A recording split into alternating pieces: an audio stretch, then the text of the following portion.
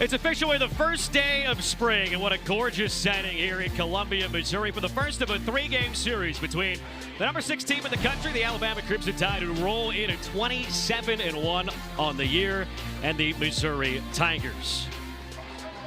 Glad to have you with us here at Como alongside Jeffrey Calhoun. I am Max Toma, and it should be a fun weekend here because the Missouri Tigers have won 7 straight. Alabama comes in, only have 1 blemish on the entire season, and that was against the top 10 Arkansas team last weekend. They still won that set, so a lot of exciting softball to be had here. Yeah, both these teams are on a roll. Alabama's 6th in the country and still may feel a little bit underrated. Just the 1 loss to Arkansas. And Missouri, as we said, 7-game win streak. The bats have been hot, but the pitching for Alabama may be even better. Out of their 5 pitchers, 4 of them are below 2 on their ERA. They have been absolutely fantastic. 12 shutout wins, 4th in Division I. Getting past these arms is close to impossible. Team ERA for the Crimson Tide coming into this Friday, 1.33. They have been sensational. They'll take on this Missouri lineup that's been much better in March after a slow start in February. Yeah, we talked about it a little bit. They started the season 7-16, looked all but dead in the water, but a 7-game win streak and outscoring opponents 52-13, including rival Illinois. A bye-week series that featured Iowa State and Minnesota. They have looked a lot better and are closing in more and more on that 500 mark. 7 wins in a row as they try to get their heads back above water and to that 500 mark. They come in 2 games below, and they give the softball to Marissa McCann. 3 straight tremendous starts for the junior.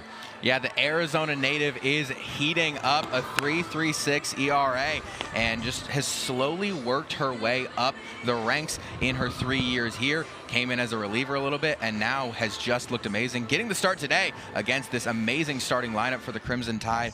9 players that are hitting 300 or above, and in this starting lineup, their lowest batting average is a 2.86. Alexis Papillo and Brooke Wells have been a dynamic duo in that 2 and 3 spot. And don't sleep on Ambry Taylor, the second baseman, getting her first career SEC start right here and right now. Number 6, Alabama, and unranked Missouri on this Friday night in mid-Missouri. 76 degrees. It is absolutely gorgeous, or 86 degrees, I should say. Marissa McCann with the first offering of the day. It's fouled off by Audrey Vandegrift. We are off and running. Quick foul is off, and surprise Arizona native. She's probably liking this warmth a little bit more than the last few. 86 degrees just a couple weekends ago here. It was feeling like it was sub 30. Quickly 0-2. So Marissa McCann, who's been sensational, taking on this lineup. She's got her work cut out for Audrey Vandegrift. The incredible sophomore who had that fantastic season a year ago, and she was one of the best freshmen in the entire country.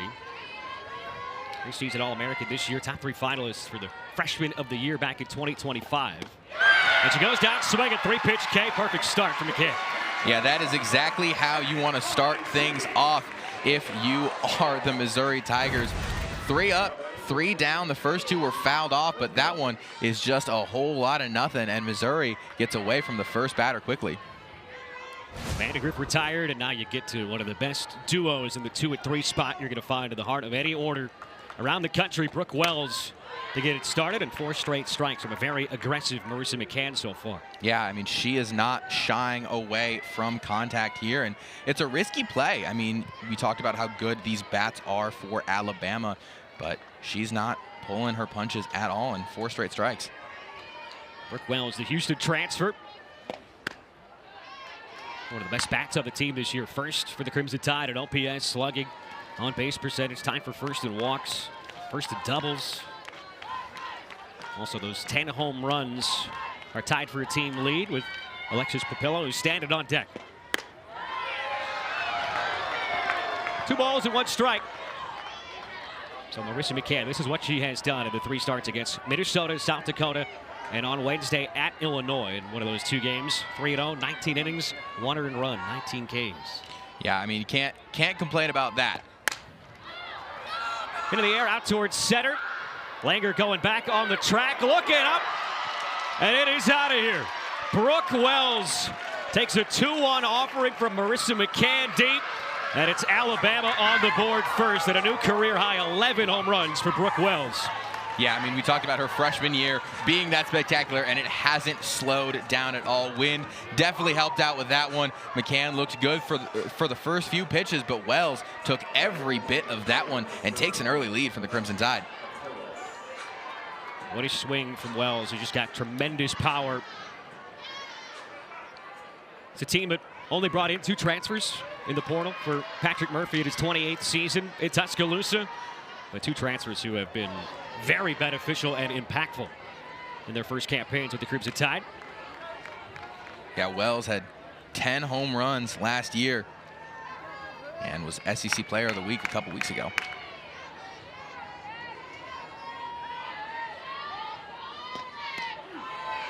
Alexis Papilla takes a strike.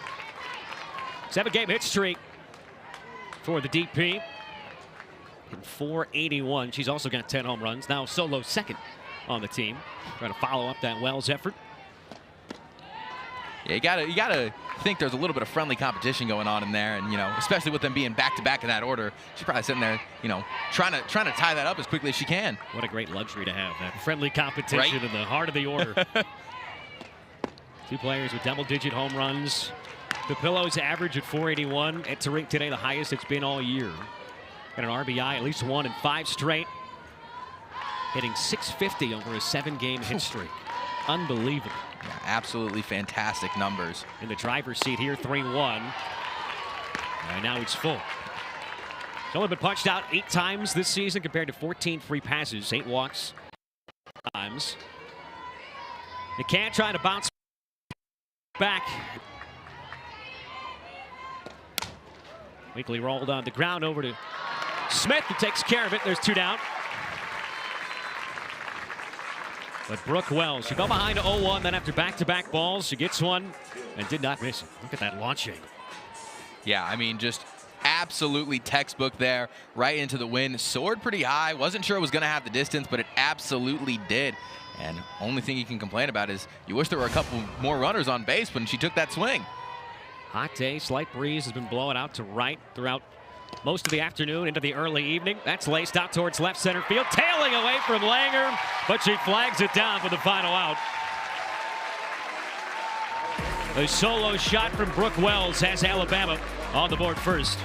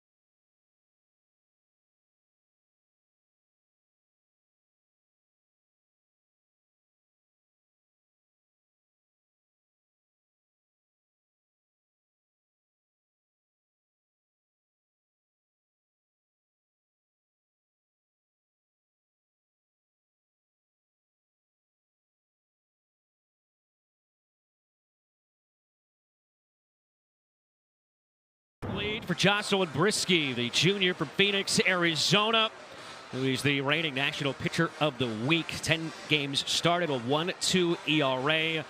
Got the win last Friday versus Arkansas, but got the win in the rubber game on Sunday, too. Between those 2 starts, 2 earned, 24 Ks to 2 walks. Yeah, I mean, she has been absolutely fantastic. And you said she got the win on Sunday. She got the win every other time she has been on the mound. A 10-0 record, and has really been, the heart for this team. Doesn't even have the most starts, but she has been just spectacular. Not the most starts, not the most innings logged, but she comes in fresh. Didn't have to throw on Tuesday. Mr. McCann did throw once on Wednesday, so a little less fresh for the Mizzou starter in the circle today as Annie Waits, the third baseman, steps in there. Part of this very young lineup for the Tigers. Larissa Anderson consistently trots out here. 0-2 start. Brisky does not mess around. 14 Ks last Friday, that was a career best. And then she had a career high 123 pitches thrown on Sunday in another complete game. She's back in the center now and so far dealing. Check swing, able to hold up.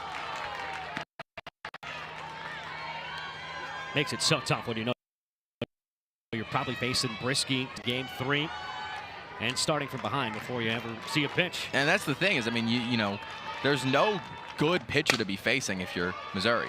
Bouncer out to Hawkins. Clubs and throws and gets the out. So it's a 7-game win streak, and you saw the numbers the Mizzou lineup's been able to put up over the stretch of the last couple of weeks. But it's a very different pitcher they are facing here on this Friday night. Yeah, absolutely. I mean, we talked about Brisky, and the way that this bullpen just works for Alabama has been amazing. Looking at these awards, SEC Pitcher of the Week, D1 Softball Pitcher of the Week, amongst a myriad of others that we couldn't fit on the screen. And that's Stefania Abriscato, the catcher, chasing one up. And it sounds like the approach when you ask Coach Anderson, hey, how do you go about facing someone like Jocelyn Brisky, who's been just really untouchable this season, especially the last couple of starts. Splitting the plate in half, top to bottom, and trying to lay off that high rise and make her come down in the zone. So that first pitch was that kind of chase they were trying to stay away from. Yeah, that's something that's so much easier said than done. I mean, you naturally just want to go after those pitches. Pitch sharply right back up the middle off the second base bag. It caroms into right center. And a 1-out single for the Tigers catcher. And it looked like Abriscato was looking down that second base after the bounce off the plate, and then the drop there just very momentarily. She thought about it, but backpedaled and, you know, got a nice hit to get the offense moving for the Missouri Tigers. See that wide turn after the friendly kiss off the bag. A base runner aboard for Mizzou, and it brings up Sydney Forrester. She takes the first pitch strike. In those 2 games in the doubleheader on Wednesday at Champaign, 4 for 8, homered twice. 2 solo shots. Both came in game 2. Jab shot foul to the screen. First on the team in OPS, homers, and slugging. 9 home runs, who's driven in 19. Yeah, another one of the younger players on this team, but has been an absolute terror for opposing pitchers. Again, as you said, 89 at-bats and 29 hits. 2 dips low. It's Annie Waits, it's Sydney Forrester, it's Abby Carr, that trio that is the nucleus of the future in the mind of Larissa Anderson. Great things to come. But she's got to rely on a lot of young bats right here in SEC play. This is going to be back-to-back singles. Line shot into center. Forrester aboard and a couple of ducks on the pond. And Mizzou coming out fired up against Jocelyn Brisky. Yeah, and Forrester just kissed that ball towards the Tiger right in center field, and you really cannot place it better than that, and she got every ounce of that ball. And that's the energy that she provides too. She's been described as the leader of this team, and she's only a couple months into her very first campaign. Yeah. I mean, you love it when you hear a freshman taking that much of a leadership role, being that much energy in the locker room. I mean, you can definitely tell, you know, building towards what's going on now, but building towards the future, you're in good hands.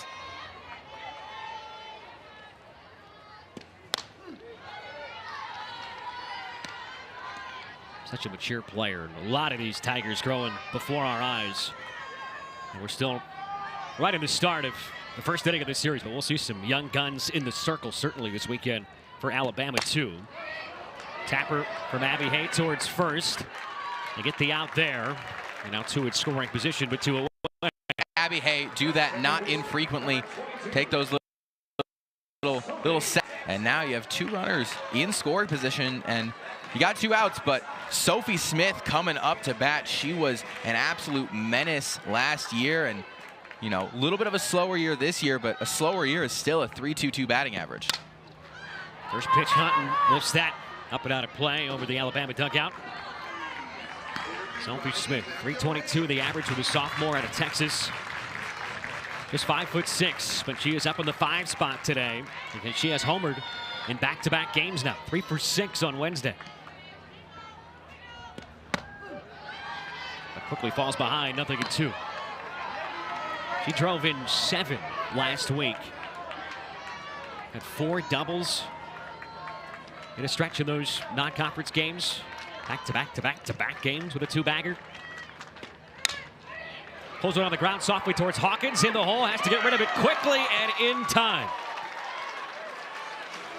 Nice play from the Crimson Tide shortstop. It's Jocelyn Brisky out of some traffic in the first.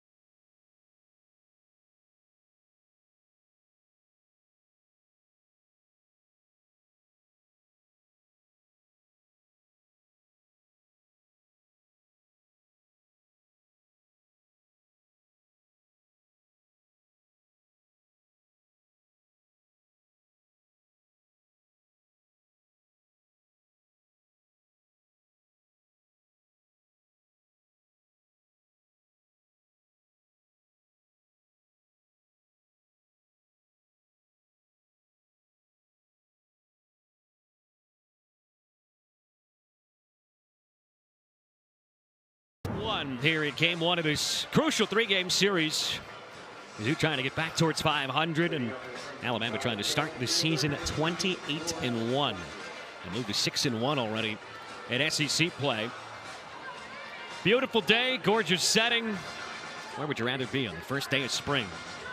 Can't think of a better place to be than here with you, Max. This is just a gorgeous, gorgeous afternoon. And, through 1 inning, obviously gave up a home run, but Missouri has looked solid so far and only down 1. They have more hits than the Crimson Tide do right now.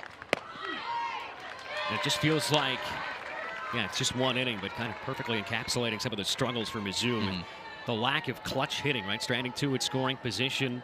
They've run into a lot of outs on the base paths and had a lot of atom balls that have hit their way into double plays, line drives right at infielders.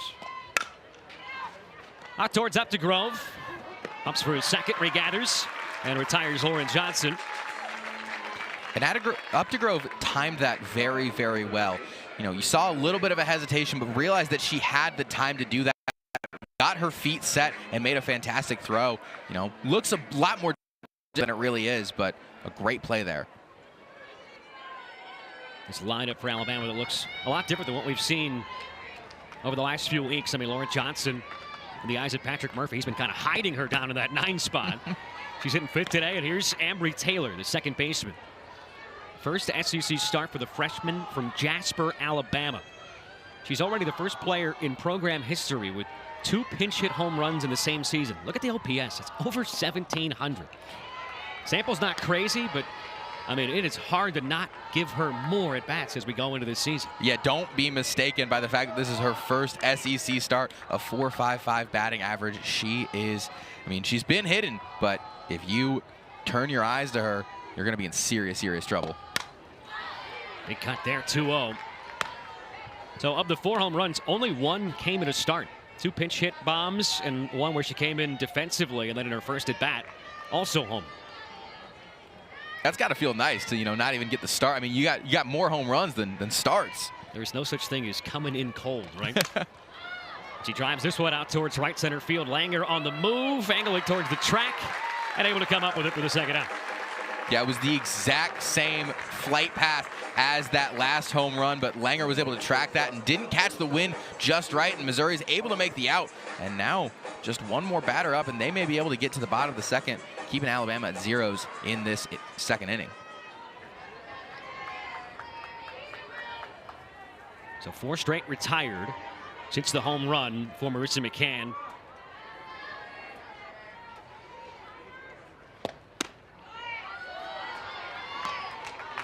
And she doesn't look shaky. I think that's the biggest thing, is obviously letting up a home run is the last thing you want to do as a pitcher, but she looks still very, very composed, and that is what you want from your leader in the center. There's an HBP, and Saylin Hawkins, the shortstop, reaches with 2 down. Most important thing for Marissa McCann and what has led to a lot of her struggles at times is she is a perfectionist, and a lot of times she's struggling with putting the last pitch in the rear view, and she's done that since the home run, but now going to have to move past this 2-out misfire. Yeah, again, I mean, right after we talk about how, composed and not shaky she looks, hit by pitch right there. But shake that off, and you can still get out of this inning unblemished.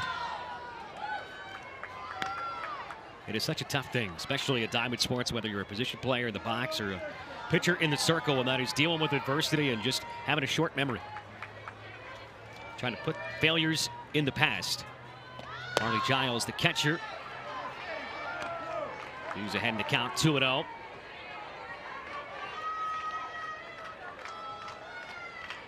The senior from Clanton, Alabama. Grew up just 90 minutes southeast of Tuscaloosa.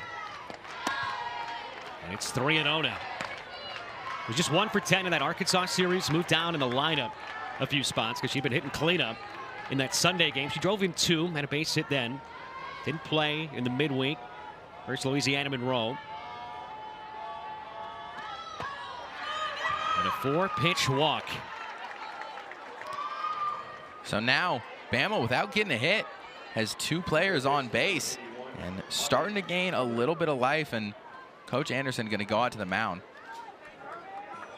We've seen early visits with Marissa McCann and Larissa Anderson. You think back to that final game on Monday against Florida down in Gainesville a couple of weekends ago. She came out in a situation just like this, couple on, couple away, and able to induce a pop. A lot of times it sounds like the conversation Anderson has with her is just, hey, you got the stuff. You're a batter. Be aggressive, go right at her. You're in the 9 spot in the lineup right now, and just go take it yourself. Yeah, I mean, Coach Anderson has always seemed to kind of just call it how it is. Very blunt, very straightforward with her players. Very honest with them in what she needs. Monty Hubbard, the third baseman.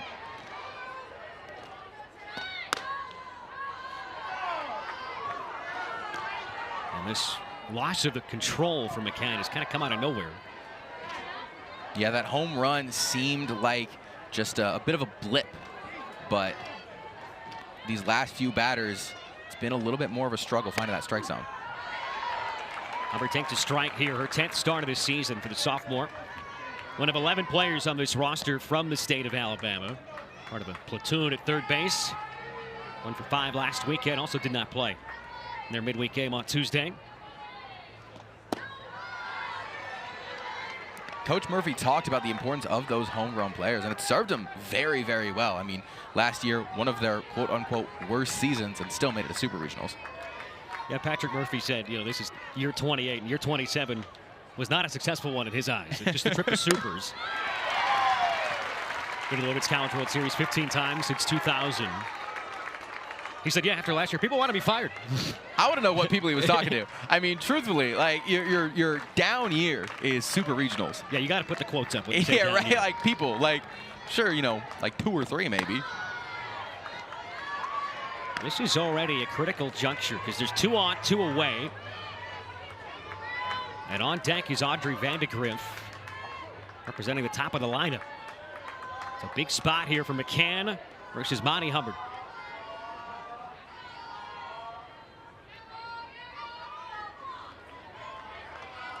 After 2 quick outs, a hit by pitch and a walk. And now the payoff from McCann. And we'll do it again. Longest plate appearance so far of the night. Very easily, and they're building the pressure up here. I mean, this is, while early, could absolutely turn the tide of the game. Could set it up for a 5-0 lead or keep it at a 1-score game. Momentum could go either way right now. Back to back. Fouled off pitches on 3-2 offerings. Maddie Hubbard hanging tough.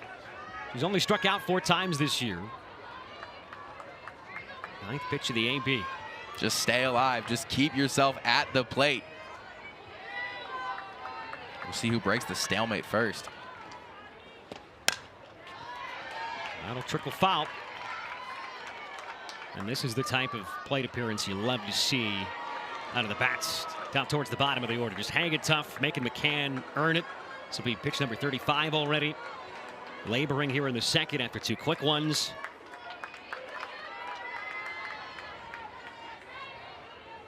McCann to Hubbard. And a swing and a miss. And a fired up Marissa McCann. She wobbled but steadied. 2 quick outs, then 2 free passes, and she mows right through Maddie Hubbard to get through Alabama in the second.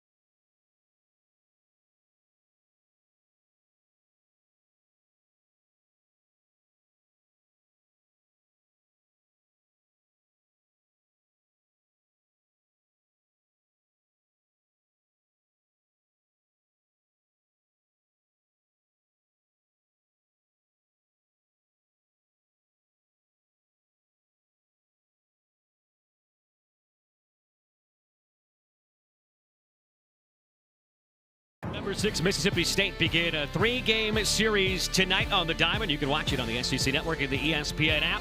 Coverage begins at 8 Eastern, 7 Central. Big one down at Starkville. The Bulldogs off to a red-hot start. Vandy, a slow start, but a great series win for them in Nashville against LSU last weekend. Home half of the second here in mid-Missouri. And momentum felt like it was right on the edge. Could have gone either way. You can get momentum when you get the final out of an inning and get your team back in the dugout and grab the sticks. That's what McCann did. And a comebacker right to Brisky. 1 pitch, 1 out as Abby Carr is retired. Yeah, that's about as easy as you can make it. Just bounced right to Brisky. And a slight little toss over to her first basewoman, and 1 up, 1 down. Just stoic, too. No emotion there. That was just none at all. Just business. Made it look easy. The hopper right back to her. Now coming right in aggressively on the hands of Madison up to Grove. I mean, there's multiple ways to approach this, and it's kind of tough no matter how you draw it up for Mizzou, because Jocelyn Brisky has been so dynamic and lethal in the circle. She's been so efficient, too. Only 99 pitches in the complete game last Friday. So if you're Mizzou, this is somebody who doesn't allow many free passes, but someone who's been really hard to hit. If you're too aggressive, it might be a very long and comfortable outing, right? Falling behind and staying behind. That's a strikeout in the first of the night for Brisky. Well, we talked about Coach Anderson bringing up splitting the plate in half, which is a fantastic strategy, and it feels like the best strategy against Brisky, but she can hit just about every part of the zone, every type of pitch that she can, and that's why she's been so lethal. It's a staff that doesn't walk many. Brisky, we already went over 24 strikeouts in her last 2 starts, only 2 walks. So on paper, sometimes you'd like to see a lot of pitches, make her work more. But the approach, it sounds like, at least today, is certainly be aggressive early in counts. You're seeing that. Just hasn't paid off yet. And that was one thing Coach Murphy talked about, is the years that they have more strikeouts than walks, they do better. And he said the years they have more walks than strikeouts, it's, quote, not as well. But again, we talked about, not as well as still super regionals. Back-to-back Ks and a 3-pitch one as Brisky easily dispatches the Tigers. She's retired 5 in a row.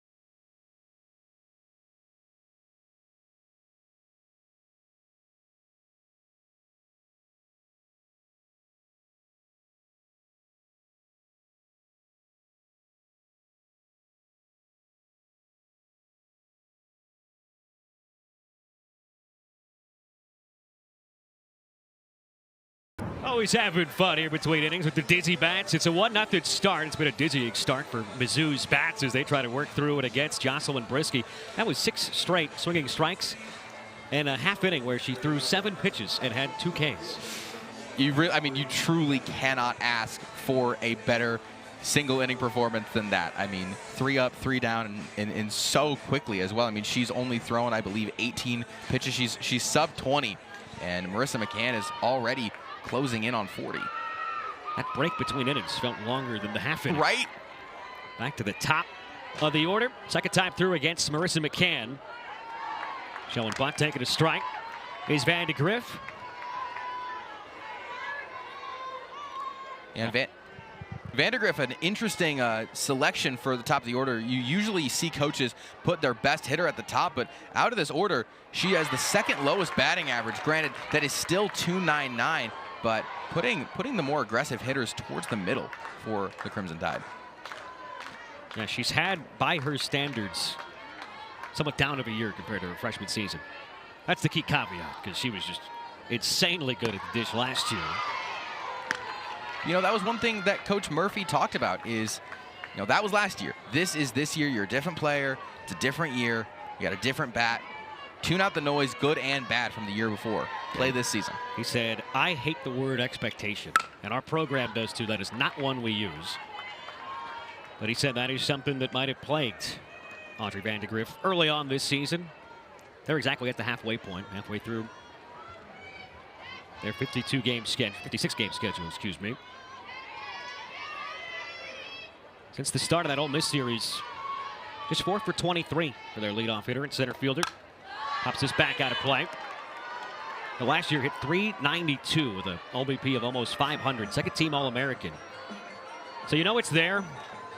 Coach Murphy said, hey, she's seeing it better, and it's just a matter of time. She is too good to have any kind of a stretch where it's too much of a lull. That's the thing is, he says, yes, it's true. You're halfway through the season, but you're 6 games in to SEC play. There's still so much time. And then again, of course, you got conference championship season. You got national championship season. There is still more than enough time to, get to the level of where she was as a freshman. Over towards Smith. And a quick first out for Marissa McCann. Well, only 1 hit allowed by so far, but it was a loud one back in the first inning.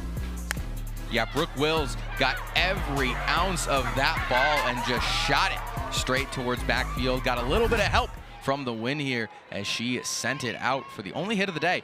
But as you said, Max, it was a big one. Backside bomb for Brooke Wells. You know, the expectation was to see a lot of power from her, even moving over from Houston to the SEC. But I don't think they expected her to go out and hit 479 through the first half of the season.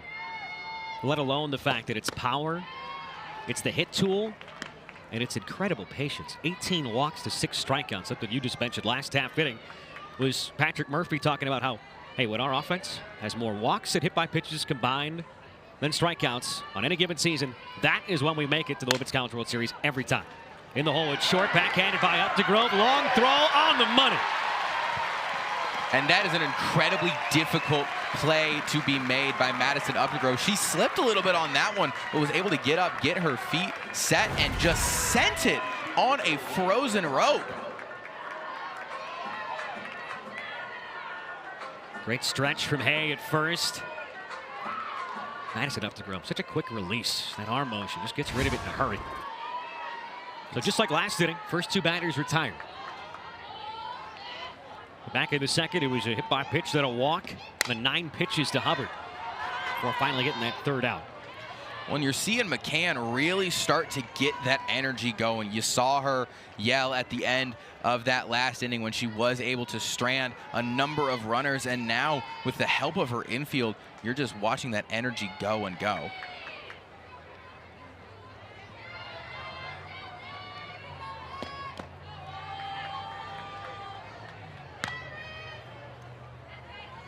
Pillow up there. She grounded out to second her first time up.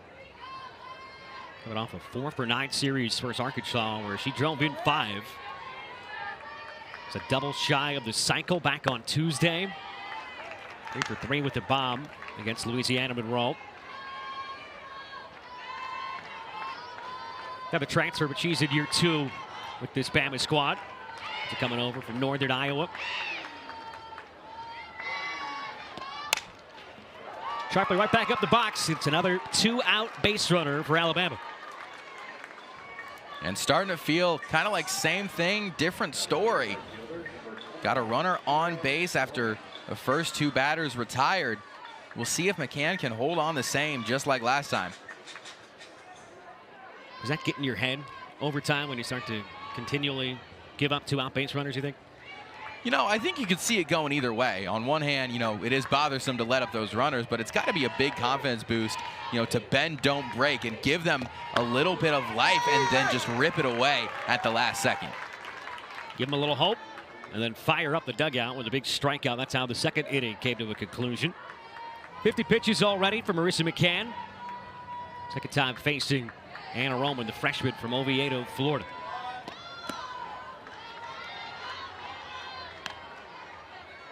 Something we haven't touched on yet is, you know, Abrascato back behind the plate and her ability to control the run game. We'll see how aggressive Alabama is throughout this weekend on the base paths. Big cut and a miss.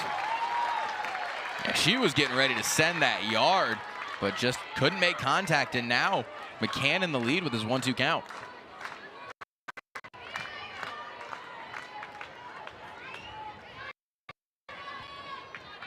What 2 to Roman. And he's out wide. So 4 stolen bases for Papillo at first. She has stayed put so far.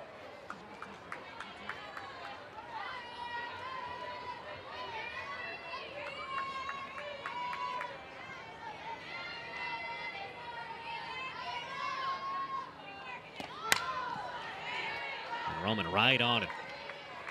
Squared up McCann her first time up. Laced one out towards left center. The play from Langer out in the alley that ended the inning. Great diving effort.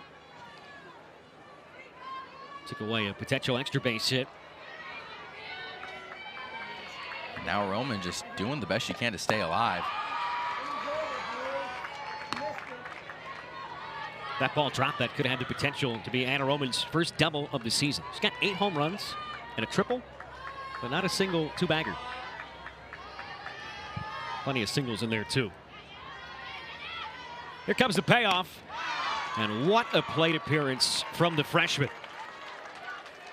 You could see Papilla was ready to take off there too. I mean, kind of started to sprint at the beginning of that runoff, even though that base was gifted to her.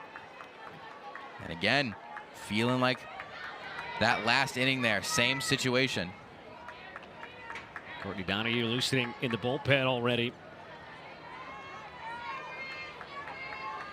Identical to last inning. First two make it out, next two reach.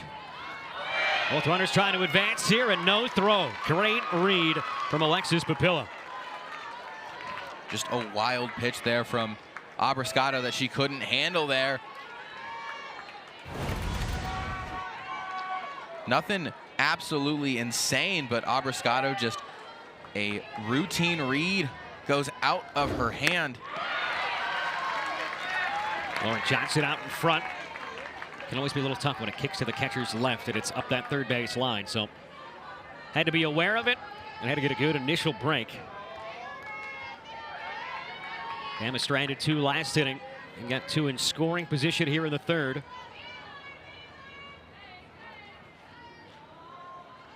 McCann momentarily calls time. We've already seen some opportunities go wasted. The Tigers stranded a pair in the first. Bama did the same last inning. Unable to hold up. And McCann once again ahead of 0-2 strikes. Couldn't put away a Roman. What can she do here against Johnson? This is an uncharacteristic game so far for the Tide. Their one loss was a game that got turned absolutely into a track meet. Arkansas had to score double digits just to stay ahead of Alabama. Johnson goes down swinging. It's a carbon copy of the second inning. 2 quick outs to reach, and then a third out K. And we come back talking with Larissa Anderson as we're halfway through the third here at Como.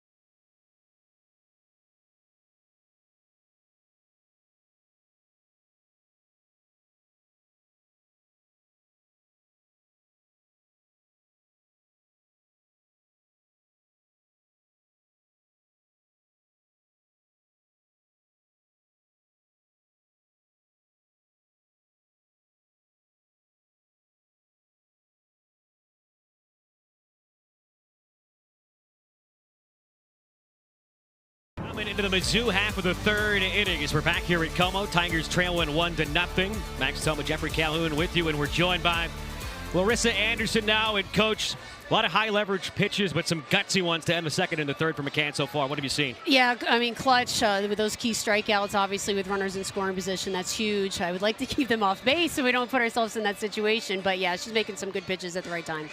Coach, you're watching her get really, really high, really energetic after stranding some of those runners. How's that affecting the rest of the dugout and the rest of the team? Hopefully carry some momentum into our offense. I mean, we're getting some runners on base. I'd like to see us capitalize in those opportunities. I think first time through, we able to get on time, and now we just got to be able to jump on all over it. Yeah, you got Claire Cahalan, and then second time through the order. What adjustments does this lineup need to make?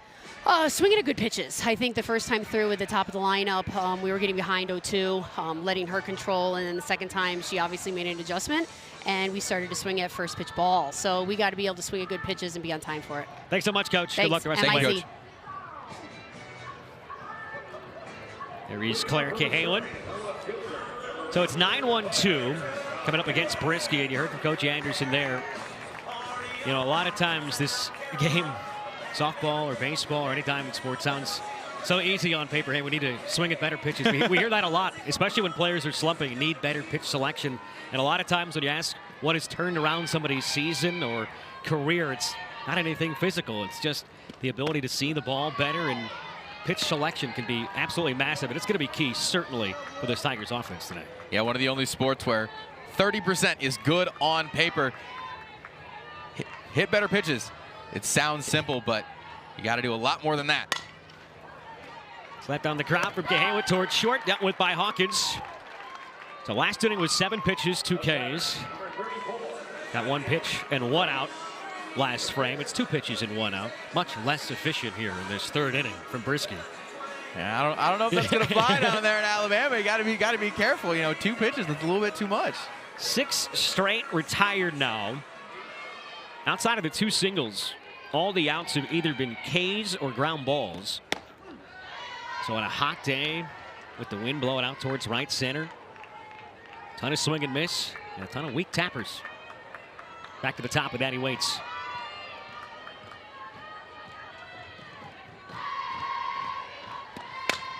Another ground ball right back Hawkins' way. Sets her feet. And 2 quick outs. And Sandy Waits is grounded out to short twice now. Pretty much the same play that Claire Cahalan had last time, placed in the same spot. And the Oklahoma defense did the rest. Nothing but strikes and outs since the 1st inning. The last time that Jocelyn Brisky threw a ball was the 1st frame. There's the announcer jinx. Not the first time we've seen it today, though. You had 1, I got 1. Now we're level. We'll see if that's where it ends. I doubt it will. 3 balls at 27 pitches. Briscato trying to tie things up. And that was one, I mean, she was prepping to go yard with that one. Just a pair of home runs on the year, but not straying away from contact. 2 homers, but they've both come in the last 4 games. For the Mizzou catcher, another weak roller. This one to first.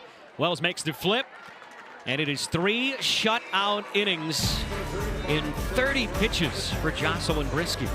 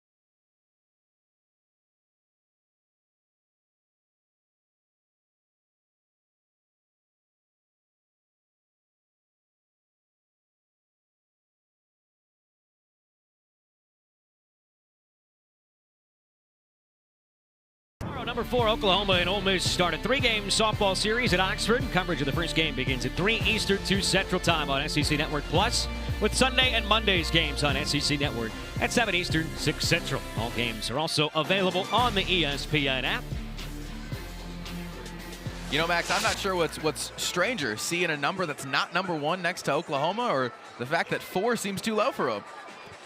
It's unbelievable. When you look at some of the numbers, especially on the offensive side of things, I mean, what stood out to me looking at this weekend of the SEC, Oklahoma has scored over 400 runs. No other team in the conference has scored 300. They've got 401. Florida second with 295. They've just built a wagon down in Norman. Ooh, that's unbelievable. I had to go check the schedule just to make sure I wasn't misreading things or I wasn't somehow entered incorrectly on the SEC portal. So through 3 innings, Marissa McCann has thrown twice as many pitches as we've seen from Brisky. It's only a 1-0 game, but it kind of feels different than that, just with how well Brisky has pitched to this point. I mean, a 1-run lead for her. There's not a ton of pressure, quite frankly, on the Crimson Tide offense. No, not at all. Brisky is getting her offense up to bat very, very quickly, and she's getting out of innings very fast. McCann is taking more of a bend, don't break approach. And you heard Coach Anderson kind of laughing it off and joking, hey, it'd be great if she didn't have those high leverage pitches in the first place, so we didn't need the emphatic strikeouts to end innings. I mean, the problem for McCann so far has just been getting that final out. And obviously the most important of the day is going to be the score, but the more pitches you throw, the more you're going to have to worry about, do you bring in someone to fill in for her? Drilled down the left field line, but a little out in front was Ambry Taylor. Coach Murphy told us, hey, you might see her start a game. You're certainly going to see her off the bench, because the quote was, hey, I want a pinch hitter in every single game. That's another one. That's a good problem to have, to be able to say, yeah, my bench is so good, my backups are so good that I'm guaranteeing that I'm going to put one in every game. As the matchup with the time calls for it, this is a bat that, in his mind, is just growing in confidence. Waits, tight play, and got her just by half a step. And that's a tough play to make. Abby Waits, she slipped on that again. That left infield has been a little bit slick. We'll take a look at it again here. Just a hard bounce there, and Waits didn't get her feet fully set, but got it over to Hay, and that extension from her again, just masterful. It's challenging out at first base. This play is under further review.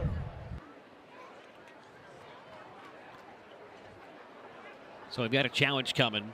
I mean, if you're an Alabama fan, it's the 4th inning, and there's a review, and that's got to harken back memories to what happened in that wild game that finished 14-9 on Saturday, where they had the long review for the potential interference at the plate.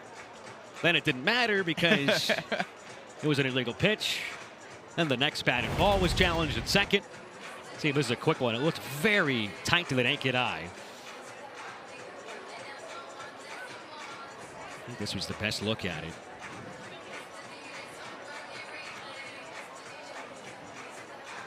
I think this should be pretty fast. I believe that'll be confirmed. Yeah, this is what we talk about all the time. I mean, you got to have indisputable evidence, and I'm just not seeing anything there. Carlos Guzman made that call to first base umpire. After further review, the play is confirmed. The runner is out, and Alabama has 1 review. They lose the challenge, and they've got 1 remaining. One more look at it.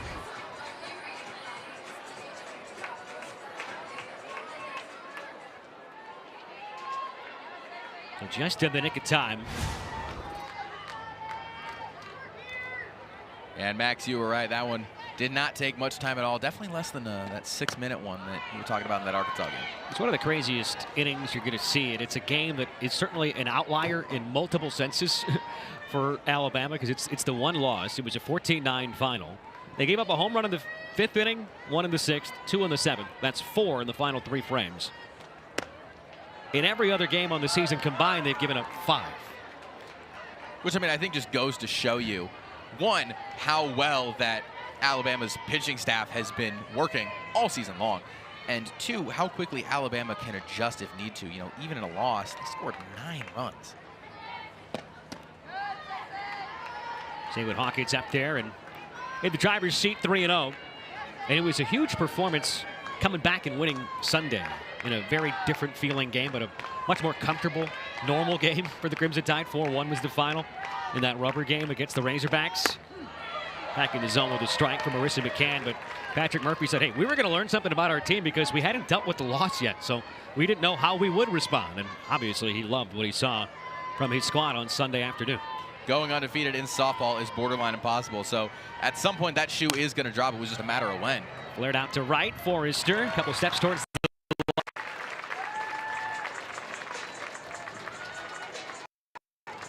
and it was funny because obviously Bama takes the series. And they had 125 in a row to begin the season, 25-0 before that loss Saturday. But the very first thing that Coach Murphy told us in our call with him yesterday was, hey, we're holding our own at home. And then it's almost like it kicked into his mind. Oh, hey, by the way, we are undefeated on the road. Not back it out of play for Giles. 7-0 so far in true road games and 15-1 in Tuscaloosa. Had a great crowd every game last weekend. I mean, just look at how strong that athletics program has been there. I mean, pretty much every sport, you can bank on them having a solid squad. 15 trips to the Women's College World Series since 2000. They've been 4 of the last 6 seasons as well. Last year, not included in that list. And a big reason why in the mind of Coach Murphy was they didn't have that top 8 national seed. So that's why these series are so big for Alabama, even though they're 27-1. Because you see the 6 right next to them. They're trying to stay for sure in that top 8 so they can host a Super. Yeah, and you got to think that there's a bit of a chip on the shoulder of Alabama. I mean, there are multiple teams ranked above them with way more losses. Nebraska, I believe, sitting at 5 losses, and Bama just the 1, but still sitting at 6th. And the 1 loss being to a top 10 foe in a series that you took 2 or 3. Exactly. I mean, it's not like they lost to a subpar or a mid-major opponent. Like, Arkansas is fantastic, had National Player of the Year last year, and a serious SEC and national contender. From 0-2 to 2-2 against Marley Giles. Are we going to get a 3rd inning of the same energy from Marissa McCann? Seeing the fact that you're thinking it and I'm thinking it, there's people in the crowd thinking it and on the diamond thinking it. This is when Bama has started to threaten. 4 2-out base runners combined in each of the last 2 innings. 2-2 from Giles, who's belted deep out towards right field, and the catcher goes yard. Another Oppo bomb from the Crimson Tide. Giles with her 4th home run of the season, and that doubles the lead. And that is one where you said you were thinking it, I was thinking it, and you do wonder if McCann and the Tigers were thinking that as well, with how similar those last 2 innings have gone. Was that in the back of her head? And ultimately, that bend don't break mentality and that attitude eventually snapped. And 2, lucky it was a solo shot, but a huge... McCann's allowed 3 base hits, but 2 of them have left the yard. 0-2 to 2-2. And what a mistake for the Bama catcher, who's been swinging it well for a very, very long time in her career. Hubbard retired on 1 pitch. That ends the inning, but with 2 outs, Marissa McCann has had her struggles, and Marley Giles. It was Marley Giles' day in Tuscaloosa on Saturday. Well, now she's taken the reins here at Como as she doubles the Crimson Tide's lead.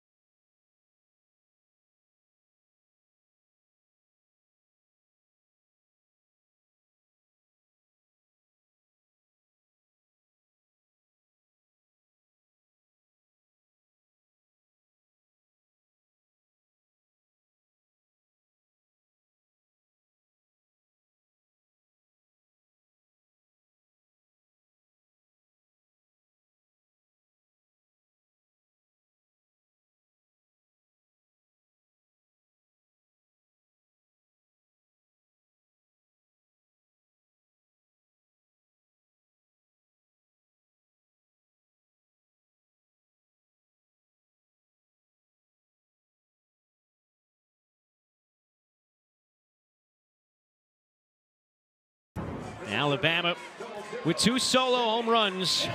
Giles with the latest. 4-year player with this program.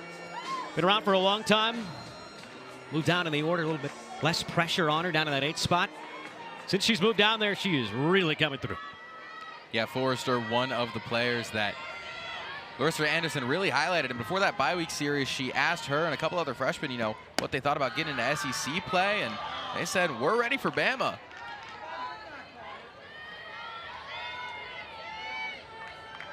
She said it took all the freshmen about 1 at bat down in Gainesville to kind of get their feet underneath them, get comfortable. And now they're loving having some more SEC action. And for a lot of these freshmen, obviously welcoming an SEC foe to their home ballpark for the very first time. And I mean, that Florida series was one that very easily could have gone Missouri's way. First 2, just lost by 1. That's one of those tough series, especially on paper, where you get swept, but you really had a chance to win 1, even 2 of those games on Saturday and Sunday. Had a lead in the 7th on Sunday. And the freshman Abby Carr was terrific in relief, but a tough luck loss there. Pop up first base side. Wells will lean over the railing, but runs out of room. So Sydney Forrester has the lone batted ball that has traveled to the outfield on a fly against Brisky so far today. That single back in the 1st inning. All the other outs, ground balls and Ks. And the other single was that ground ball that hit second base. 20 to get the first 9 outs. She is wasting absolutely no time. And halfway through the game and only been here about an hour. Trying to get to tomorrow as quickly as she can. Yeah, you don't get your money's worth when Brisky's out there in the circle. Working too quickly. Comes inside and did not miss by much. That is a very rare walk. And this feels like an opportunity Mizzou has to take advantage of. A 3-pass and a base runner with nobody out for the very first time. Very much so. And you see Abby Hay, she has really become much more consistent the longer she has been here. Struggled a little bit her freshman year, but now a 360 batting average and 4 home runs. And she has a serious arm. You see it at first base. She's got some strength and has a chance to go yard here.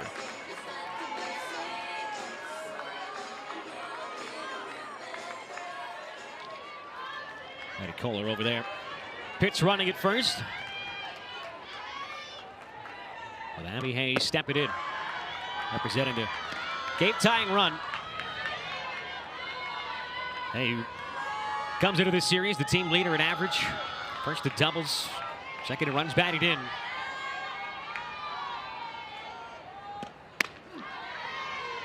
And that gets his level at 1-1. So second time through the order, looking for adjustments, and that might have been the most patient at bat we've seen so far tonight from Forrester.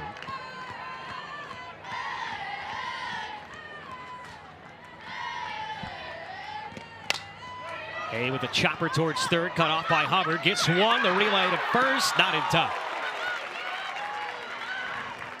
Yeah, great break for Abby Hay there. Not the speediest player for Mizzou there, but pretty much evens things out. And gets an out for Alabama. Correct call over there at first, but a tight one. A double play would have been killer after a leadoff walk. Sophie Smith takes a strike. And we talked about how much power Sophie Smith has. 4 homers on the year so far. Uses every bit of that 5-6 frame. Not underneath this one, though. Lazy fly out to Vandegrift.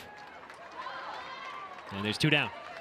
Yeah, had the power, just did not have the angle. Hit it way too sharp. Went pretty much straight up and down on that one. Trying to send one out towards the berm, and it's a very packed berm here. Yes. At Columbia on this Friday night. Beautiful day. Big crowd for the first SEC home series of the season for Mizzou. Busy day for Tiger fans. Got their first game in March Madness tonight at 9:10 and enjoying this beforehand.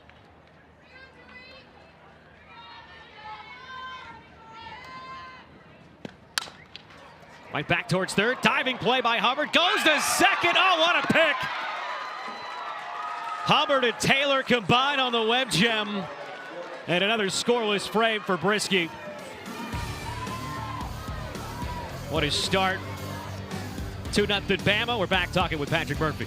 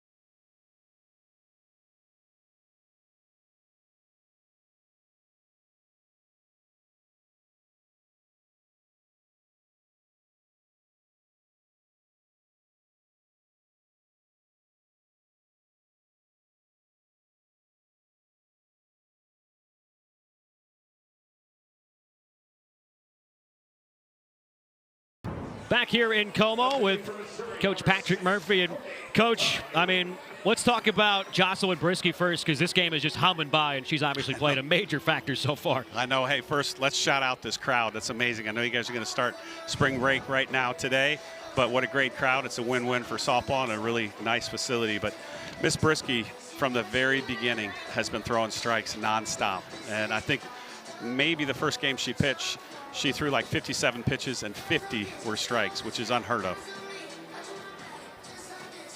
Also, I mean, the last play we just saw between Hubbard and Taylor, I know the defense didn't maybe come out amazing on Saturday in the one loss, but what a terrific play that was to get her out of the jam. Yeah, and Taylor, I think this might be her first start at second or third, so that was a good play to be there. But Madi, great play by her at third base. Thanks, Coach. Good luck the rest of the way. Yeah, thanks for being here, you guys. I mean, Coach Murphy told us when he was talking about Ambry Taylor, because she hasn't been out there a ton, you know, offensively or defensively. Hey, in her high school days, she's as versatile as they come. She could play first, second, third, short, anywhere on the infield. He said, hey, she's probably playing more first than anything for us, but out there at second, what a pick that was, looking like a first baseman. Yeah, she's looked fantastic so far. This infield for Alabama is absolutely keeping the clamps on, but a little change in the infield and in the mound for Missouri with Courtney Donahue coming in. So they bring on the senior in relief of Marissa McCann, who goes just 4 innings. I mean, it's kind of a strange up and down outing for McCann, who didn't have the A stuff, powers through, kind of grinds through. 4 innings, only gives up 2. Your team still got a fighter's chance, but against Brisky, it's going to be tough. 7 appearances, 1-3 record with a 4.29 mark for this right-hander. And nothing and 2 as it's the 3rd time through the order, and back to the top with Audrey Vandegrift. Yeah, 1-3 on the season. Appeared in 7 games, so she's got a little bit of experience under her belt. We'll see what she can do. Threw twice down in Gainesville in that Florida series. Last appearance game a week ago today. Right here at Mizzou Softball Stadium against South Dakota. 2 scoreless innings with 3 Ks.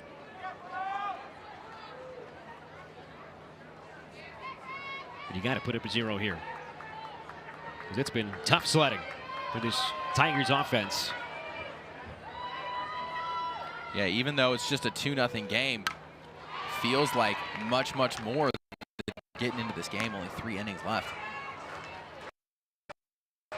Just going back to that quick conversation with Patrick Murphy. He's such a joy and treat to talk to. You ask him first question on the road. What does he come in talking about? How tremendous this road environment is and how great the Como faithful are.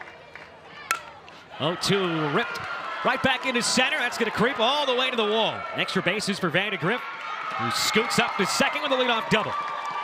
It hits a dab there, and she's hype, and she's getting the Alabama dugout hype. And Donahue's first batter, a little bit of a struggle. She placed that exactly where she needed it to. Only had one hit last weekend, 4 for her last 24. And maybe that swing gets her back and going. It does not take much to get the bat of Vandegrift back locked in.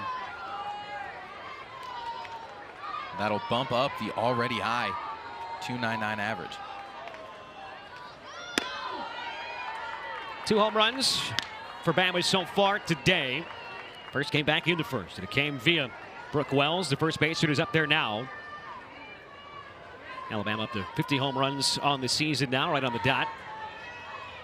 Came in to today tied in the SEC at third with Auburn. Lifted out towards deep center, to the warning track it goes, but Langer's there. Tagging and moving up to third is Vandegrift with just one down. Great track down by Langer there, but now just 2 outs, and you have a runner in scoring position.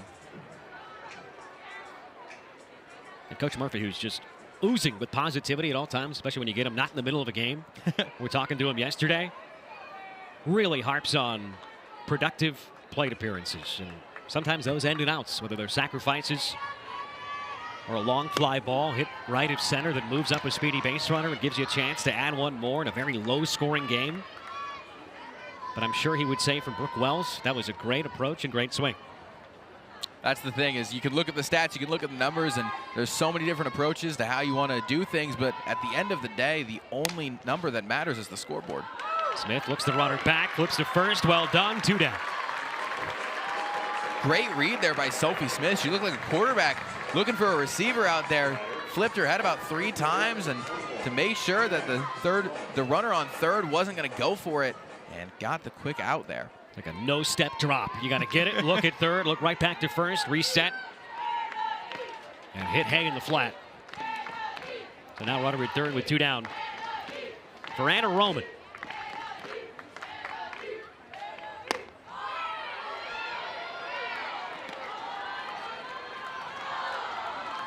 Walked her last time up, lined out to center back in the first inning. That diving play from Langer. It's not McCann out there in the circle, but it's 2 down, and that's when Alabama's been at their best. You saw the last 3 innings, them really come alive. First 2 of those didn't result in anything, but last one finally broke through and got a huge home run to put them up 2. Roman's walk last time up was her 19th of the season. Solo team leader now, and it had 3 balls and no strikes. Patrick Murphy likes to talk about how this team does affirmations at the end of practices, at the end of days, end of games, where they affirm positive attributes about teammates and coaches and the personnel of the program. And Anna Roman got a bunch of affirmations this week. Her steadiness, her plate discipline, pitch selection. Things you hear about a pro who's been doing it for a long time, not about a freshman in the SEC. It's against the freshman from Florida. You can tell. He moved her up to the cleanup spot. Hasn't changed her approach. The success is still there. Ton of clutch base hits. Up here in a key spot.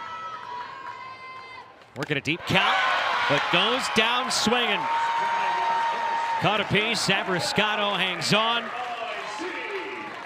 And another 2-out base runner stranded in scoring position for Alabama. 2-0 it remains. Courtney Donahue comes in and puts up a huge 0 for the home team.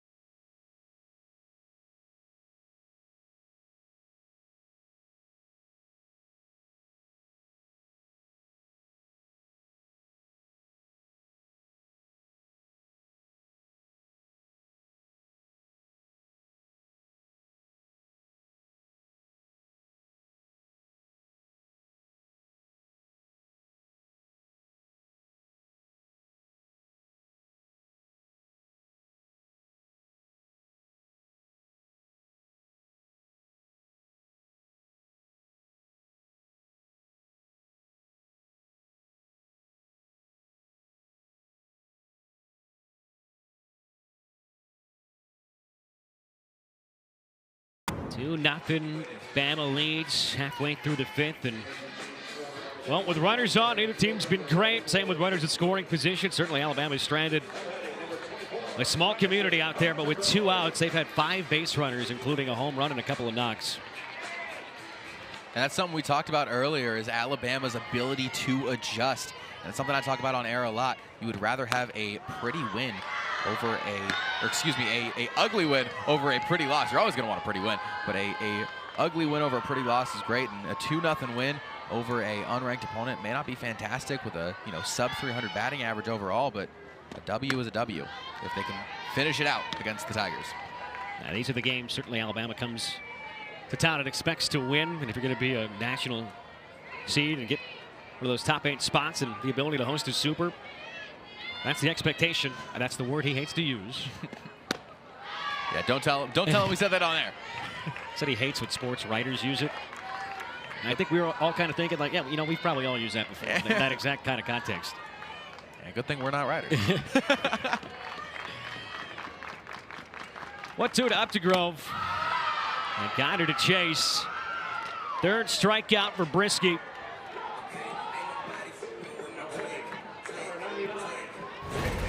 And that's what Brisky is so good at here, is even if you are trying to spit the plate, she's got that riser there. Coach Anderson said attack the pitches that go up high, and that's exactly what they did, and even still, didn't work. In the air, that might be the easiest out of the season for Jocelyn Brisky.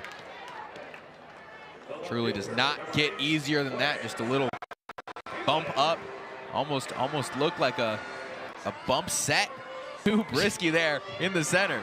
She's probably caught worse throws back to her from Giles this year. 2 quick outs. Said that a few times today. Claire Cahalan now still used second time through the order. Grounded out to short her first time up. Yeah, definitely one of the more inexperienced hitters on this team. You see the batting average there, but this is only her 21st at-bat. She started 5 of the last 6 games now. Tapper right back to Brisky, a little harder. Still gets it done with ease. Another 3 up, 3 down inning. Her 3rd in the last 4 frames.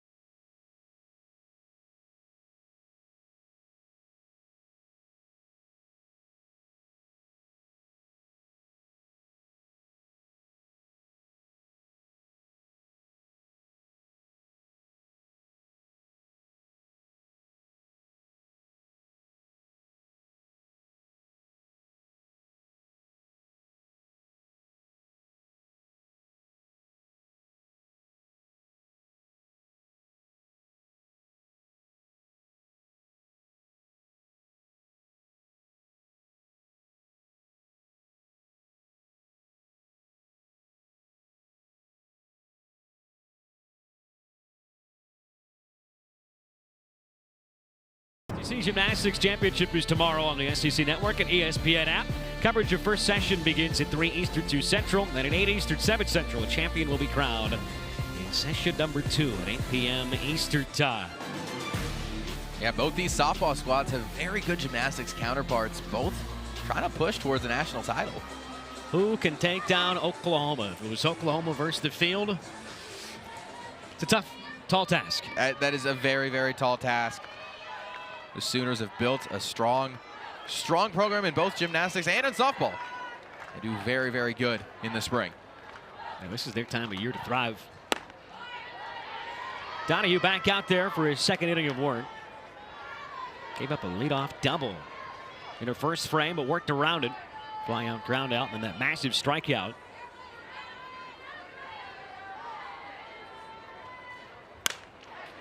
This is ripped out towards center. Langer's there, right in her tracks. I mean, you think back to maybe one of the biggest pitches and outs of the night was with Papillo up there in the 5th inning. Runner at third, infield drawn in, only 1 out. One of the best bats in the Crimson Tide lineup at the dish, but that ground out to second that kept that 3rd run off the board. 13 strikes at 17 pitches. It's not quite Brisky level, but no, the sample's not at small. all. Not at all, but Donahue has looked solid so far. Jakey getting up there, letting the leadoff get on base, but Sentha really started to put the clamps on. Granted, still early, just a handful of pitches for her, still under 20. I mean, we're flying by. It's been about an hour and 20 minutes. 1 out into the 6th inning. With Taylor back up there. 0 for 2, fly out, ground out, almost legged out an infield single on that slow roller towards Waits. Her last time up.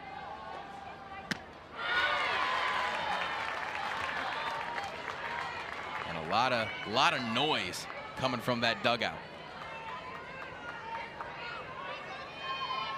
Let's see Taylor take a mighty hack there, and then a few deep, slow breaths afterwards, trying to regain some composure for the freshman at the dish.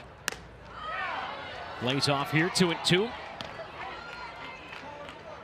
Just stay alive. If you're struggling, just stay alive as long as you can. Wait to bite until the moment's right. Set the Alabama State High School record for doubles in her career.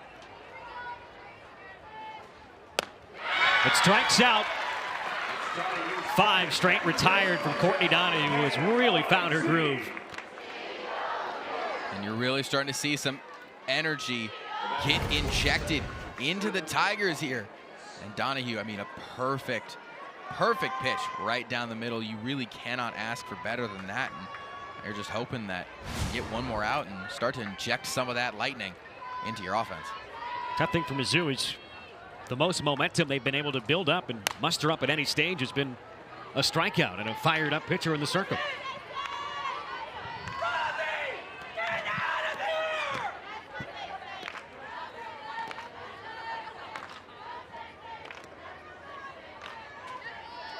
Hit by a pitcher first time up for Hawkins.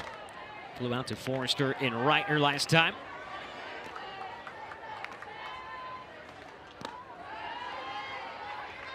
Yeah, Hawkins hasn't been up a ton today. One of 2 in the lineup with below 1 appearance, and again hit by pitch. So obviously gets her on base, but doesn't have enough time or ability to kind of strut her stuff. Hawkins feels like one of those batters, the junior from Phoenix, down towards that bottom third of the lineup. If she can get going again, this team does not have any kind of break in the lineup with easy outs, because she comes in hitting .344. But since February 28th, she was just 4 for her last 21. That's an average under 200. Entered that February 28th matchup with USF, hitting .409. So it's been a struggle the last few weeks. But she rips that right past the mid of Waits and into left field. Another 2-out base hit, their 3rd. And that is 6 2-out base runners. And our 3rd announcer's jinx on the day, just as we've been talking about her getting a little bit cold, she absolutely launches that one down the 3rd base line.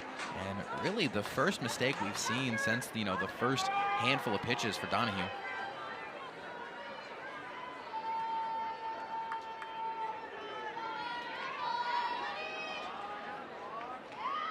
Brings up Marley Giles.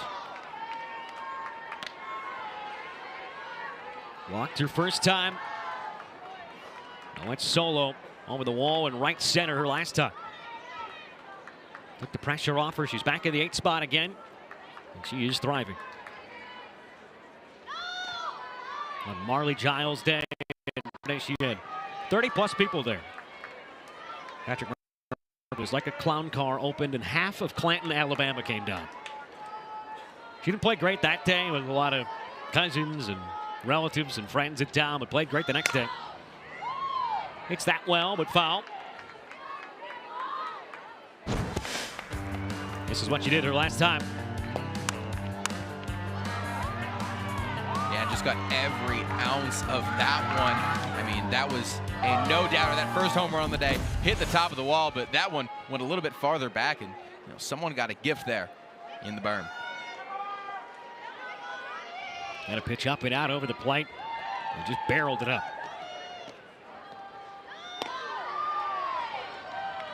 Donahue's falling behind, 3-1. You got to think if she's gotten a little bit shaky after Hawkins had that hit.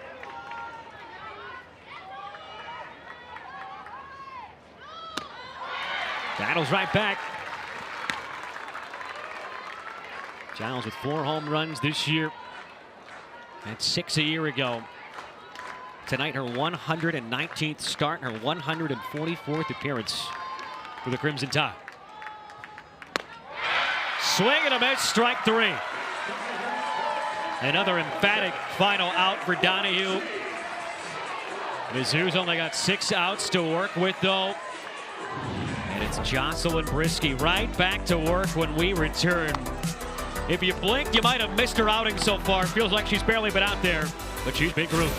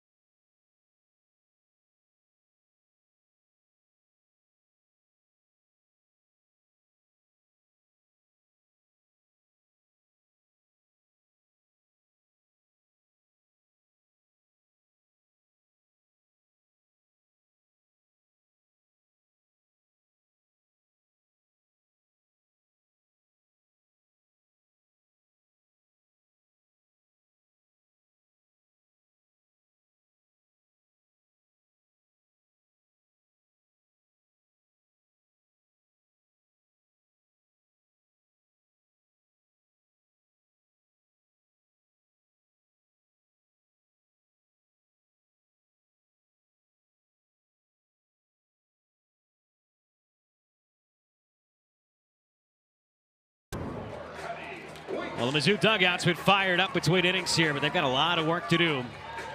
Trailing by 2, but against one of the nation's best. Jocelyn Brisky gave up 2 singles inside the first 3 batters she faced tonight. No base hit since. Yeah, and it's just, I mean, it has been really all Bama so far. And Jocelyn Brisky has been just as fast as humanly possible. I mean, 50 pitches on the day up to this point, I believe, in the 3rd inning. Yeah, she had 30. Can had thrown 60 through 3 innings. That was 49. I mean, that's pretty much same old Brisky. I think you look at that line and say, wow, only 3 Ks? Yeah. Or potentially, wow, she did walk somebody. Not something you see all that often. And another 2 strikes there. Right as you brought up, wow, just 3 Ks. She's staring down a 4th. It's come easy. She's not breaking a sweat. I don't think she's needed any Gatorade in the dugout. It's another day at the office. Business-like approach.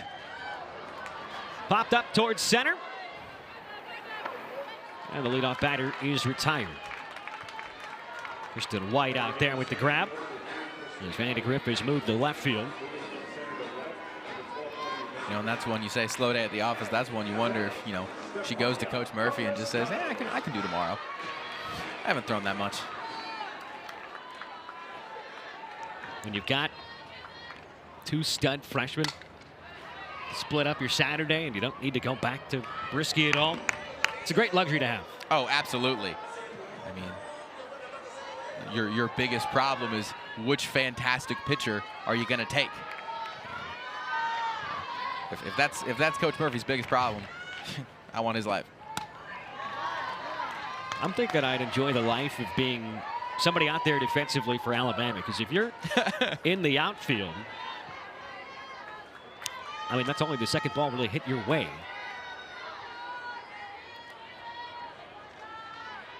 Not many difficult plays, some routine ground balls. I mean, it kind of feels like Brisky's made more plays than anybody else. Yeah, I mean, she had that pop-up, so, that's one. I mean, a couple of comebackers, the bunt pop-up last inning.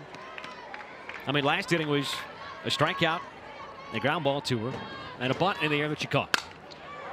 Now Bruscato goes the other way towards the corner on the track, and Vandergrift's got it. Making the outfield do a little bit of work here. Got to keep them on their toes, right? Especially when you're moving positions. That's when the ball's going to find you, right? White comes into center. She gets the ball. Vandergrift moves to left. She gets a tough one. Got to keep the legs fresh. Got to keep the arms moving. It can't just be the jog from the dugout out there between innings. I mean, it's a nice day to hang out on the lawn, but we're here to play softball.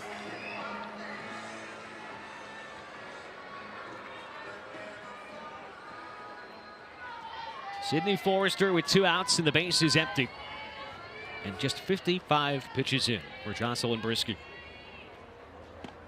Went the distance last Friday against Arkansas, required 99 pitches. Went the distance on Sunday, needed a career high 123.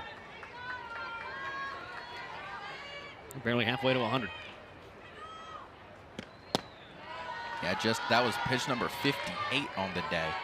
And may only have to pitch a dozen more, if not less.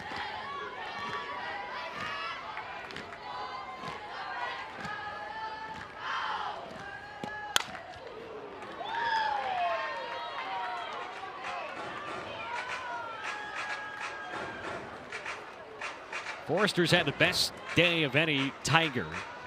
Single with the first, Walker last time up. And they had 2 in scoring position back in the first inning. And we said they might rue that missed opportunity. Yeah, and they absolutely are. I mean, 2 in scoring position. You get both of them around that game. This is a completely different game, especially considering, to say, but besides those 2 home runs, the Alabama bats haven't been all that hot. Forrester stays alive. They haven't had a runner in scoring position since that first frame. Yeah, this has kind of been the story for Alabama. Usually they get obviously more from the offense than this, but I mean the average is 6th in the SEC. The slugging is 6th. They hit a lot of home runs, but it's the pitching staff collectively that has carried this team to 27-1. It's one of the best staffs in the country. Entered with a 1.33 ERA. We talked about it in the open. 12 shutouts. Well, they're eyeing another one. But even with that fantastic pitching staff, we talked about how hot the bats will get. Even in that loss, scored 9 runs. But today, just a 2.17 average. 5 for 13 from the plate. It's got to be great when we talk about the pressure that isn't on the Crimson Tide offense on a day-to-day basis, because you take advantage of just 1 or 2 mistakes. 2-0 with Brisky dealing. Feels sizable somehow. Another 2-2. And another foul ball. Forrester doing a lot of damage to her lower body. Yeah. This at bat. That one flew back and hit her in the leg. That's definitely going to be felt in the morning. See her kind of rubbing that calf there. But in a 2-run game, first SEC game at home for Mizzou this year, you really only need 1 base runner to get the whole crowd back into it. And you can hear the dugout, you can hear the crowd a little bit there. She's worked it back full.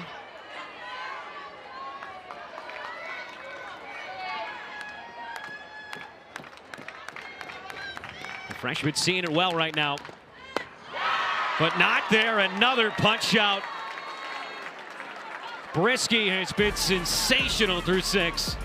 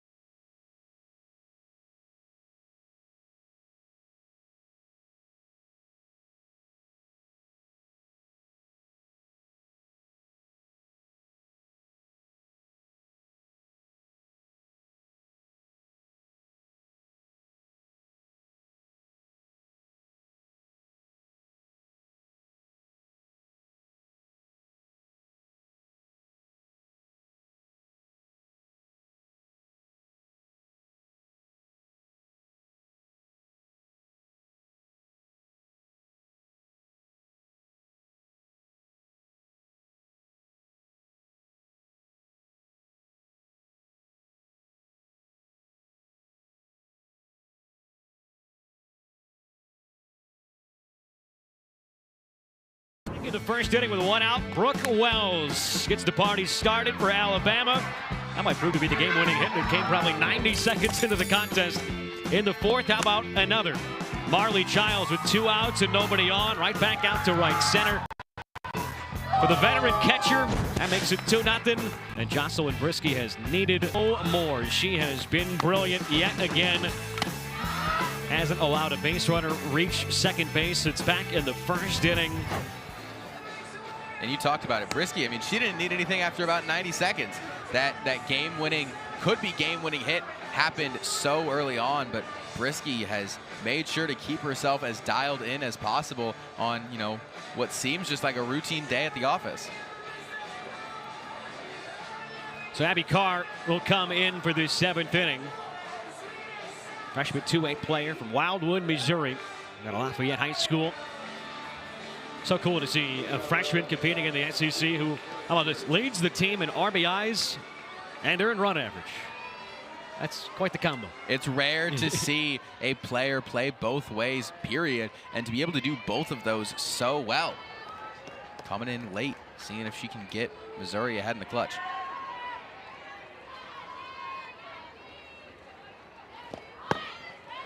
Pitch hitter Garrett Griggs is up there.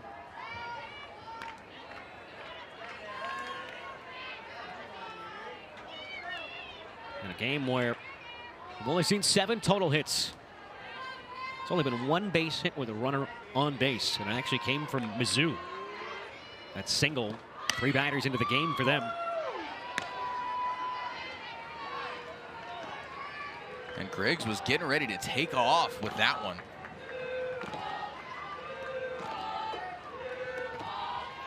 Griggs hasn't been up a ton, just 26 at-bats, but 5 hits. She's speedy. Got to be quick at third. And in time. Addie waits at the off-balance throw. And she's got wheels. I mean, I think the Missouri infield was a little bit shocked at how fast she was moving off the jump. Something Patrick Murphy told us, speed never slumps. They love their speed. Down to Tuscaloosa. And in a game like this, anyway, you can get a base runner aboard and a chance for an insurance run. Especially with these bats coming up. Back to the top, 4th time through. As Vandegrift takes his strike towards the outside corner. And that's the thing, is it's been all Alabama so far, but it is still just a 2-run contest. And that can flip very, very quickly. So you want to add as much insurance and make sure that this is your team's last inning batting.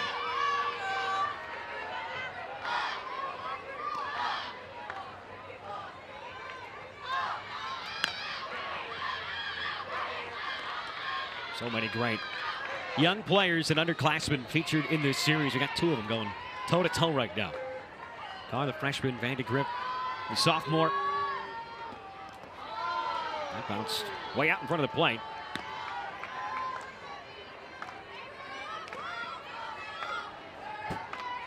The 1-2 the count. Solo shot in the first, solo shot in the 4th. All the runs so far tonight in this first of a 3-game set. Slow roller, that stayed fair. Easy play for Hay. That's got to be one of the easiest plays that Abby Hay has ever made. I mean, that bounced directly to her. I think when she caught the ball, her knee was already on first base. Nice one, it just takes you there. Room service hop. Take you where you're going. That's what you want here. Get these Bama batters out as quickly as you can and try to give your offense one last chance. Well, at least converse to see about this potential foul ball and what looked fair live. Vandegrift certainly was foul.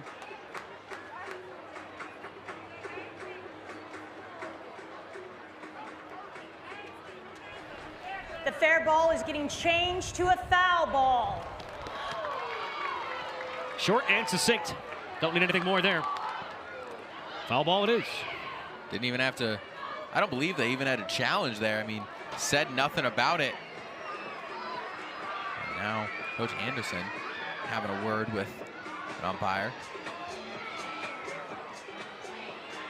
So we'll see what happens here, because that was not officially a challenge, like you said. That was just a meeting of the minds between our 3 umpires.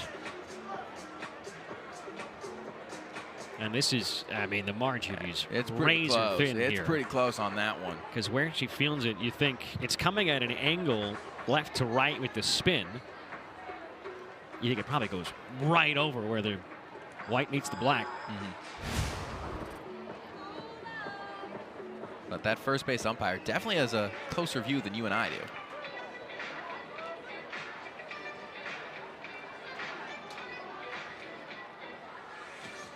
It's a big call, though, because it would be an easy second out or giving the leadoff batter some new life.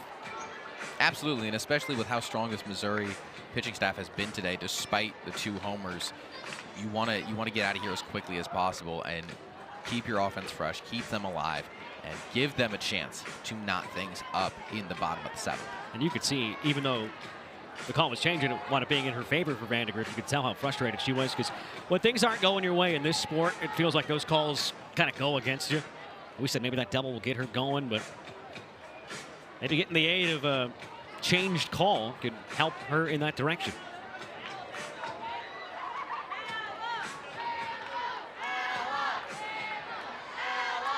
And it looks like they'll leave it as is. So it's a 1-2 count to Vandegrift. If you're scoring at home, this is why you don't score in Penn. I do. So we'll see how this eventually goes down. Able to hold up on the check swing, 2-2. The double went out towards the alley in left center field the last time up for the Bama center fielder. Facing Abby Carr for the first time.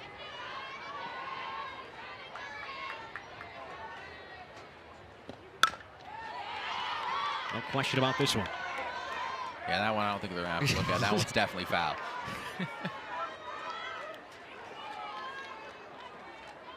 2-2 count, though. Still just the 1 out.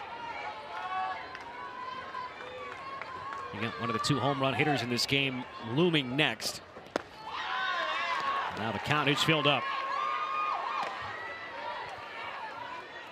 Yeah, and that's why you really want to get out of here. Again, as you said, one of the 2 home run hitters coming up next. And a 2-run homer is not something that has happened yet. And would really put this game on ice. Vandegrift is third on the team in walks, and if she reaches, she leads the team at stolen bases. Just foul again. No question, some oohs and ahs from the crowd, but certainly right in the bag.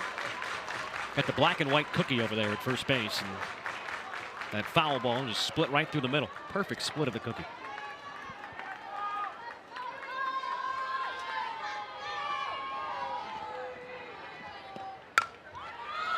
Loop job out towards shallow right. Smith going back. And there's 2 down. And one not too hard for Smith to. Now you got Brooke Wells coming up. She had the homer, but hasn't made contact since then. Feels like a big out for Abby Carr to get 2. Right, her first ever NCAA appearance at home for the freshman. 2-run game. You think you get the out from one of the best hitters in this Crimson Tide lineup. Then she has to see a handful more pitches. That was just number 13 for her, so arm's still fresh. 3rd pitcher the Tigers have seen today.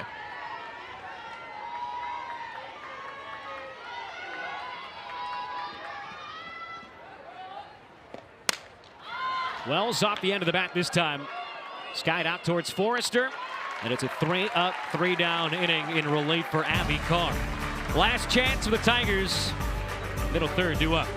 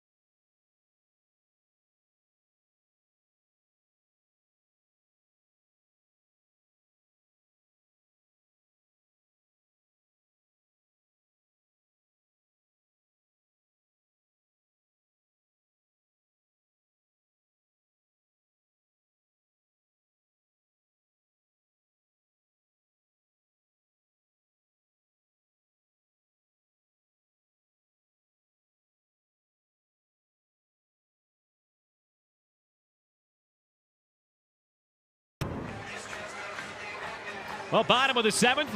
Looking on there is Jocelyn Brisky's mother, and she's got to love what she has seen so far, because she has seen 6 shutout innings, allowing just 2 hits. Middle third coming up. Only the 3rd time through the lineup. But what an easy, I mean, all things considered, stress-free day for Brisky and for her mom. Yeah, it's been a very, very boring day for Jocelyn Brisky. And if you're a pitcher, that's exactly what you want. She's only thrown 67 pitches. Her season, I guess, low in pitches thrown is 84 against Florida State. She may be able to break that today. Season low in a complete 7-inning start. It was 84 in that 5-1 win against Florida State back on February 21st. 65 pitches thrown here so far. I like that. Yeah, boring is good. Boring is honestly fun. Kind of an oxymoron, but when you're a pitcher and you're a pitcher's mom, that's the way to go. Yeah, if you're a pitcher, you want to have the least memorable day possible. Yeah, if you look up and you see mom or dad maybe sleeping in the crowd, something's probably going well, right? That's a good sign. It's a good sign. Keep it boring. Abby Hay up there. Tardy on 69, and you know, we talk about the 7-game win streak. They haven't seen this kind of velo, and certainly not this caliber of arm. It's 2 weeks. 1-2, jam shot to the screen. Well, need a base runner. Any way you can muster one up. And it has been 9 straight retired for Brisky. She's doing very solid here, and you know, on a usual day, this is a good order for Missouri to have, but none of the 4, 5, or 6 have had a hit today. And another punch out. At 24 between her 2 starts last weekend. Up to 5 here tonight.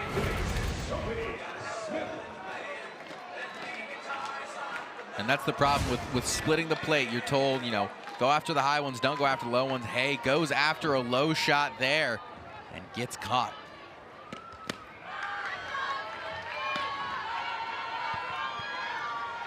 Sophie Smith had a solid swing last time up. She flew out to center in the grand scheme when we talked about how few balls have been hit in the air to the outfield today. At least on the Mizzou side of things. Yeah, you call a complete game under 100 pitches kind of a Greg Maddux, right? Well, we got a chance to see a complete game potentially under 80.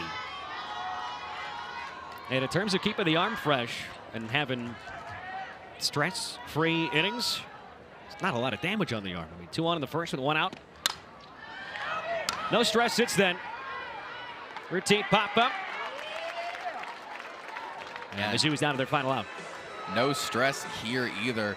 Abby Hay only pulled 5 pitches off of Brisky and just 3 for Sophie Smith.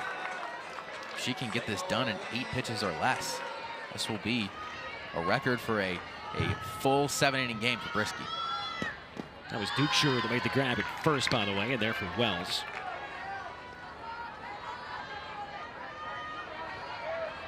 So staring down potentially another complete game shutout for Jocelyn Brisky.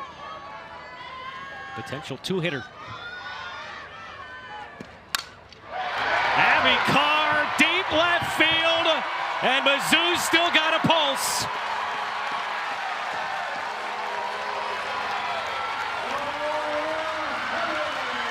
She came in and tossed a shutout, top of the 7th, and she homers in the bottom.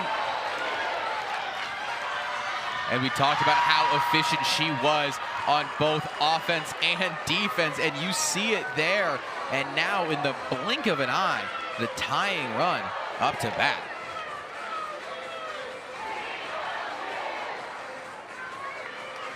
That has changed the tenor of this game completely with 1 swing. I mean, it was 2 swings for Alabama, 2 solo shots. And we talked about a lot of that damage coming with 2 outs. Here's a 2-out homer for Abby Carr, her 6th of the season. All of a sudden, you've got the infield congregating in the circle. Coach Murphy's out there. And what a chance this is for Sanaya Hill, the pinch hitter. Hitting .258. Doesn't have a homer. 8 for 31 on the season. 1 freshman goes yard. What can another freshman do to follow up? And you just got to take a deep breath here. You don't necessarily need a home run. Every swing could be your last. How tough to come in cold off the bench, down to your final out, but what a swing here from Abby Carr. And I think this crowd and that dugout and everyone in this building knew immediately that that thing was gone.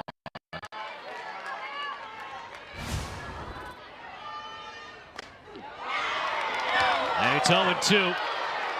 Crowd didn't like it, neither did Hill. Marissa Anderson going to use a timeout here. Have a conversation with her young freshman.